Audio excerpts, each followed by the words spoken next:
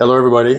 This is once again Brian with the next episode of Crow Tribe Conversations. Things are going to be a little bit different this time. See if you can figure out why. Just follow along. Here we have Rae Brenton. Morgan, how do we know each other? You're my dad. And I'm his which spawn. I'm so proud. I wanted to talk to you because, as I've said before, you and I have the kind of conversation that has always intrigued me. As I said, even if just how you think, how you problem solve, what you do, who you are has intrigued me. And there's no secret that, well, if I met somebody the age of my kid, I'd be, what an interesting person. That's kind of what I want to bring out. So we could do anything, we could do nothing, we totally screw this up, and it can't be screwed up. I just want to bring out the you-ness. So anything you want to talk about? Not really. Not really? Well, I don't want to hear my voice. I want to hear your voice. But what I'm curious about, or I'd like to kind of share with some other people, people have a sense of what it's like to be you, because I'm curious about anybody I meet, and it's interesting to me. Mm-hmm. You're an interesting person to talk to. And you've heard me say it's because you're interested. You have the people in your community, Mom and I say, any friend of yours is their next bonus kid. You pick really great friends. Mm-hmm. And the theme that I've had for some time, to be a friend, they got to pick you back, right? And these are not always permanent. Sometimes they're friends for a time.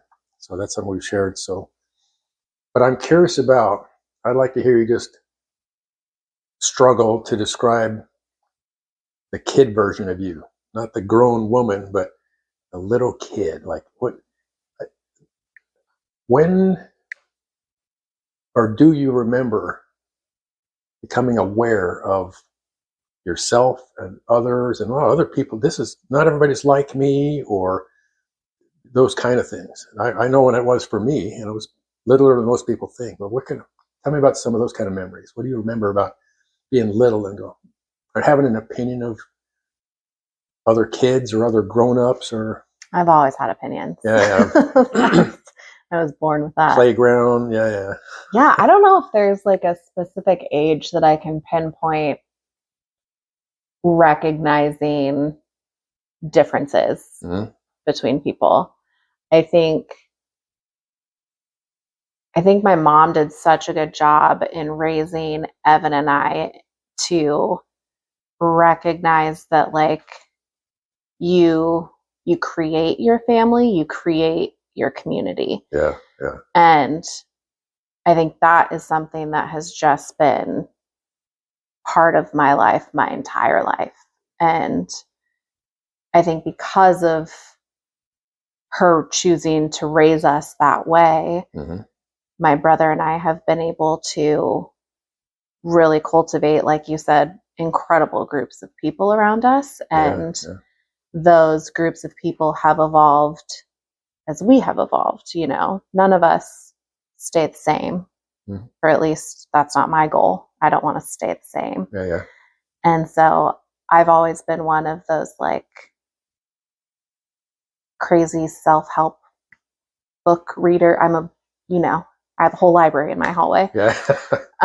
People, she has a real library. I have a real library in my hallway. It's impressive.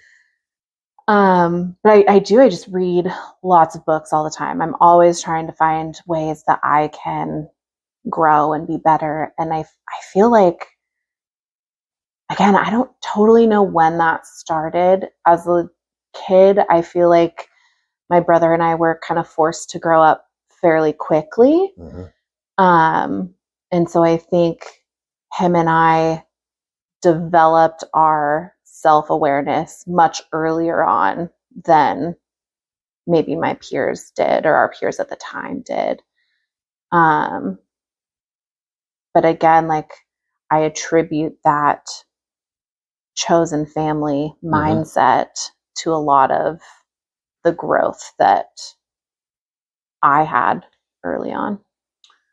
Do you remember having I'm going to change, not a yes or no question. What do you remember about becoming aware that you're developing a skill here. Some things that not everybody's had to deal with. You're developing. Mm-hmm. You have developed the ability to deal with some shit that other people would just give up or throw in the towel or shut up and not talk, for instance. You have no problem sharing your opinion. No and problem with I that. appreciate that. Yeah. I don't have to wonder if you're in a good mood or a bad mood or what you feel. And I love it Mm-hmm. because that's helpful to the rest of the people who want to be respectful, right? So, Mm-hmm. but if somewhere along the way you realize this is a good thing to have, I would hope. I want other people to have a sense of that, that you communicate well. What you're feeling, you communicate that. Mm-hmm. That's helpful because some people are like, I don't want to, we're walking around on eggshells. I want to piss her off. Nope, she's pissed. That's cool. Yeah, We I'm know already there. we're going to go over there. So Mm-hmm. when or did you become aware that having to deal with life developed some skills in you, that your ability to adapt? Without like going too deep into it, I have a very vivid memory of needing help with my homework at one point. Oh. And having a parent not be receptive to the way that I needed to learn. Mm-hmm. And it became my fault that I couldn't learn in the way they were teaching me. And that, I think it was like first grade. It was one of my first book reports or something like that. I've always really struggled with math too, so it could have been math. And I remember very vividly sitting at our kitchen table with that parent at the time and kind of having this, it's the first time I remember ever like fully shutting down, right? And just completely going into myself and realizing like anything I said in that moment jeopardized my safety. Oh. And so instead of verbalizing, I didn't. I just got quiet and just nodded my head. And it was that mindset of like, I'll figure it out on my own later. I'm going to preserve my safety now and I'll figure out this math problem later. No big deal. I'll do it myself type of a deal. And that's like the first memory I have of what's been diagnosed in therapy as hyperindependence. And hyper independence or hyper dependence? Independence. Okay. Of having that mindset of I can do everything on my own. I can do it all myself. I don't need help. And as a first grader, that's a big thing to not only start to condition yourself into, but to then as an adult, try to learn to come out of. And I think, as we learn and grow, and I will always be so grateful to my mom for forcing me to go to therapy at 15 years old. And those like from 15 until, gosh, I don't know, probably a year ago, I had no idea how to set a boundary. I had no idea how to safely advocate for myself or express an emotion or have the confidence in myself to say, no, I am pissed off and you pissed me off, and really confront you with that. It was so foreign to me and so uncomfortable to me because I had been conditioned at such a young age to go inward instead of project outward. And I think that's why, there's so much I will always be like, everybody needs therapy. Everybody should experience it for a long period of time. Like, I will look right at the camera. You need therapy, go. Like, all of us do. Yeah. And it's just, I have no problem telling people like every Wednesday at 4:00, I have a meeting, and that is with my therapist. I'm so proud of it. Yeah. I love therapy. It is, I would not be the person I am today without the 3 therapists that have got me here. But I think like going back to your question, it's just, I think there's a point in time as we all grow, or we hope to grow, that you kind of have to make the choice, the active choice to say, this is the system I was raised in. Do I want to continue that, or do I want to break it? And I don't think it's a split in the road. I don't think there's a middle ground really you can take, because it's a very clear, no, I'm happy, I'm comfortable. I loved the way I grew up and the place I grew up in, and it was perfect and everything I ever wanted. And then there's the other half of, well, I don't think that is what I want to project my life forward on. I want to carve out this new path. And I was one of the people that was like, nope, not doing that. And it's been a constant, like literal daily effort to put in to like craft this new path for myself, and recognize that, like, as I'm crafting this path for myself, I am now fully responsible for the finish line. For those who are following this, maybe get a sense of why I wanted Morgan to share her Morganness. And we didn't rehearse anything, you guys. This is just the way this kid is. So I want other people to pick up on that kind of thing, to realize, because that's where you have inspired me.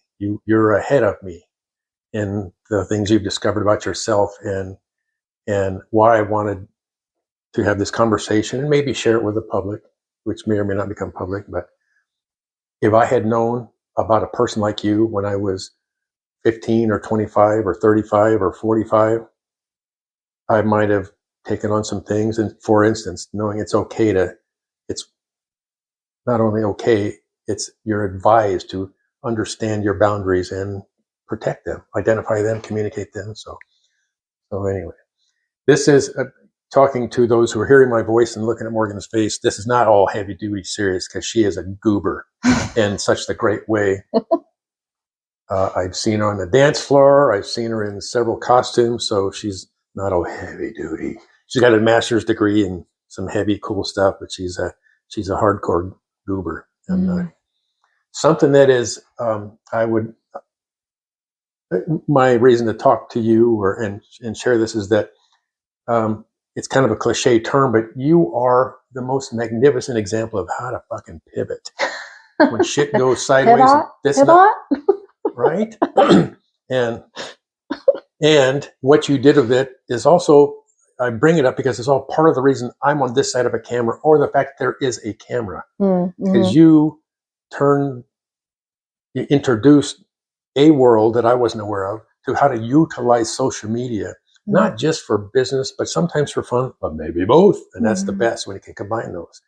And we've done that. You introduced me to, hey, you got to do Instagram. What? I scoffed at that, whatever. And you were my social media manager for a time, and especially through that cancer era. What I would like for people to see in your face and be intrigued with what you do is how to just be authentic, and including the screw ups and stuff, but coming back to the point of the pivot. And maybe, it's not my voice anymore, but more of yours. I'd like you to share with some of those who might hear this, what is he talking about? And you were in a different profession, and what happened? I love this topic and this question, and I've been thinking about it a lot. I want to take it way back and kind of talk about, how as adults you're in a situation with a kid, right? And for context, I'm 33. But you're in this situation with a kid, and you ask them, what do you want to be when you grow up? Yes. Yeah. And I remember being asked that so many times, right? And I think what's wild to say is that I just now realized what I want to be when I grow up 6 months ago. Yeah. Maybe not even 6 months ago. It's been a small window of time. And I think what's so cool about that concept is that I wanted to play on the Olympic softball team when I was 10 years old. Like that was my goal. That's what I was going to be when I grew up. Right. And then that evolved. And I think what I'm trying to say is that it's so cool to be able to pivot. Mm-hmm. Because if I had stayed that 10-year-old girl, I would be incredibly disappointed because there's no Olympic softball team anymore. Oh. And so what would I be doing? Right, I don't know. Right. I would have had to pivot regardless.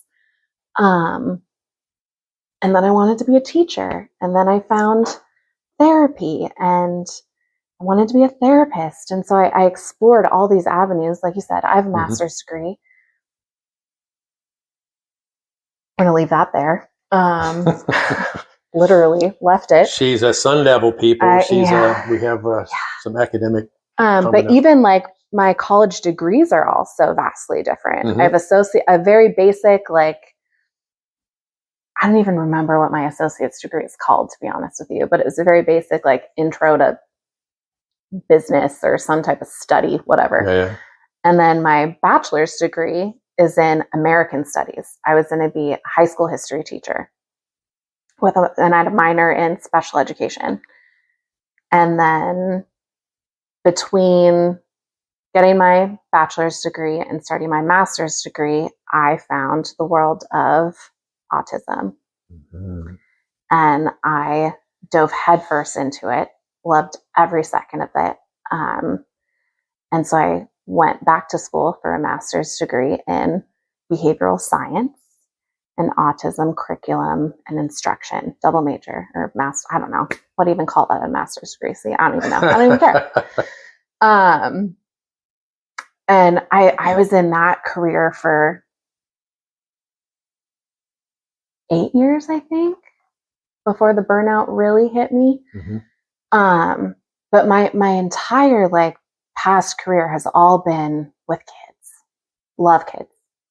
I think we do not give kids nearly enough credit. They are brilliant, and we need to be asking them questions mm-hmm. about how to live. They need to teach us. We don't need to teach them. And so fast forward to burning out with autism therapy. It was a huge decision I had to make.